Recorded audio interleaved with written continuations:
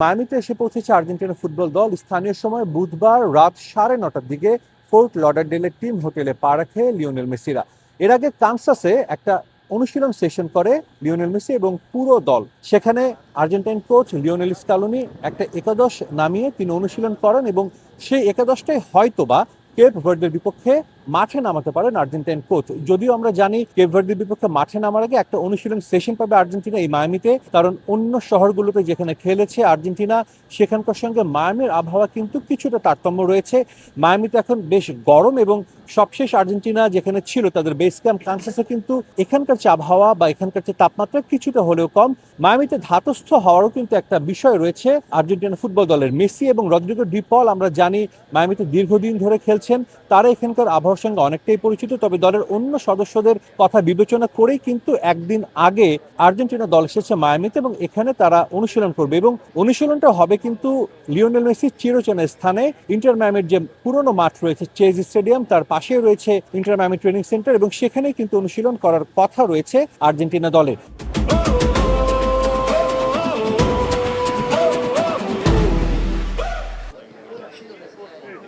এবার একটু একাদশে বলতে চাই, আর্জেন্টিনা দল সবশেষ যে ম্যাচটি খেলেছিল জর্ডানের বিপক্ষে সেই ম্যাচে 9টা পরিবর্তন নিয়ে দল মাঠে নামান কোচ লিওনেল স্কালোনি। আগের ম্যাচের একাদশে শুধুমাত্র লতারো মার্টিনেজ এবং এমি মার্টিনেজ এই দুইজন প্লেয়ার তাদের জায়গা ধরে রেখেছিলেন, বাকি 9জনকে পরিবর্তন করে বেঞ্চের শক্তিটা কিন্তু যাচাই করে নিয়েছেন কোচ স্কালোনি। তবে যতটুকু জানতে পেরেছি লিওনেল স্কালোনি সাধারণত 2টি ফরমেশনে দল মাঠে নামান, তার পছন্দের সেই 2 ফরমেশন 4-3-3 এবং 4-4-2। আমরা কেপ ভার্দের বিপক্ষে আর্জেন্টিনা দলকে সেই 4-4-2 ফরমেশনে মাঠে দেখতে পারি।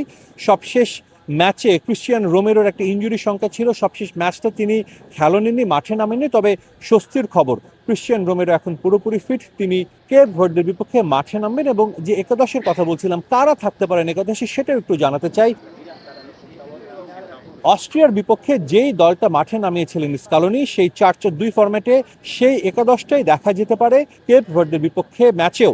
এবং স্বাভাবিকভাবেই আক্রমণ ভাগে লিওনেল মেসির সঙ্গে আরও একবার জুটি বাঁধবেন লতারো মার্টিনেজ, জুলিয়ান আলভারেজকে আবারও বেঞ্চে স্টার্ট করতে হবে এবং বাকি যে মিডফিল্ডের যে জায়গাটি রয়েছে সেখানে কিন্তু ম্যাকঅ্যালিস্টার এবং এনজো ফার্নান্দেজ এই দুইজন আমরা দেখেছি কিভাবে শাসন করেছেন প্রত্যেকটা ম্যাচে যেগুলো তারা খেলেছেন মিডফিল্ডে। এবং সেন্টার ব্যাক বা 2 উইং ব্যাকেও কিন্তু আমরা জানি যে সেই ম্যাচ দুটোতে যারা খেলেছিলেন 2 সাইডে মেদিনা এবং মলিনা এবং সেন্টার ব্যাক পজিশনে ক্রিশ্চিয়ান রোমেরো এবং তার সঙ্গে জুটি বাঁধবেন লিসান্দ্রো মার্টিনেজ। কেপ ভার্দের বিপক্ষে ম্যাচটা অনেকেই বলছেন কঠিন হবে। কেপ ভার্দে এমন একটা দল যাদের বিপক্ষে আর্জেন্টিনা এর আগে কখনোই মুখোমুখি হয়নি, তাই আর্জেন্টিনাও কিন্তু সতর্ক হয়ে থাকবে এবং তারা চাইবে না কোনো অঘটনের জন্ম হোক। এই ম্যাচে একটা সহজ জয় তুলে আর্জেন্টিনার প্রত্যাশা তারা পা রাখবে রাউন্ড অফ 16-এ।